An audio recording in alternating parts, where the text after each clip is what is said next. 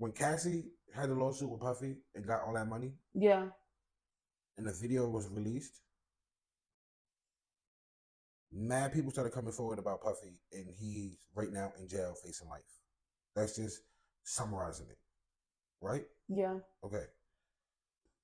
So what I'm saying is, all these people who came forward in the Puffy case, they all spoke about things that we've been hearing about for years, right? Yeah.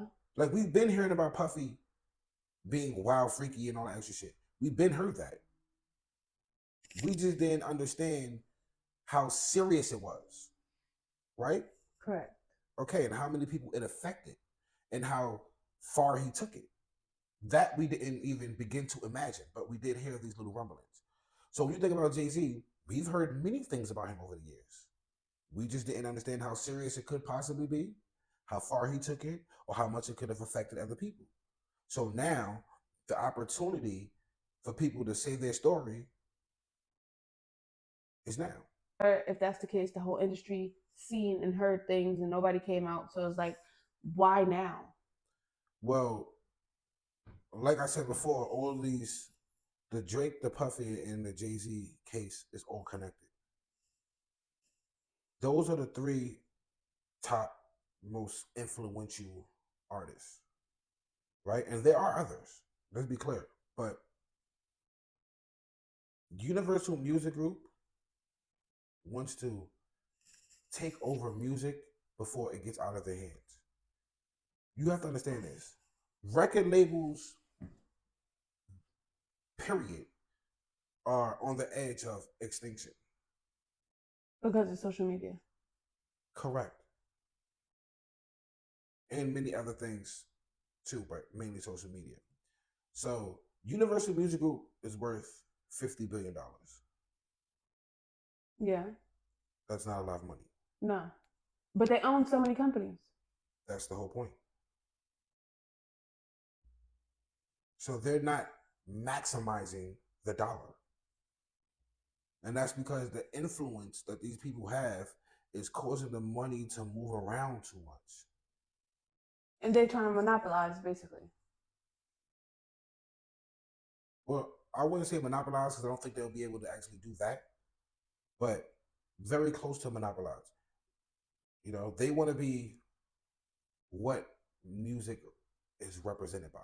Like when you think about streaming a movie or watching a movie, you think about Netflix. Yeah. Yeah, you have Disney Plus, you have HBO, and other things, but it's Netflix. Yeah, for So sure. this is what gives Netflix the market share, why they make so much money.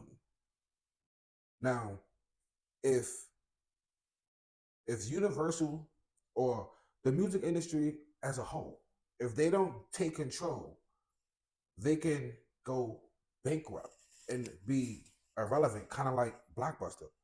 They can go to zero. Well, eventually in the future they could do that. Right. So when you look at what Drake is doing, he's already showing the power is in my hands, not y'all hands. This is very scary for them. Well, why is it scary? Because because Drake's influence is gonna force other artists to feel the same way. Like think about Dave Chappelle. When Comedy Central made, I think, 500 million off the Chappelle show. Yeah. And the deal was for them to split it 50-50. So they're supposed to give him 250 million, but they offered him 50 million. Then he went to Africa and they say he was crazy and all that. Dave Chappelle used his influence to tell his fans, don't stream the Chappelle show. And he did that in a new comedy stand-up with a deal he did with Netflix. So if I'm telling my fans, hey, fuck what I did in the past, if you support me in the future. Right. That's influence. So imagine if everybody else did it. Yeah, those record labels are going to be fucked. This is what I'm trying to say to you.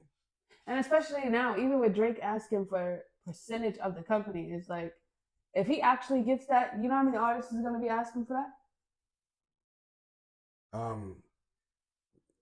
Yes. Like, this shit is going to get crazy.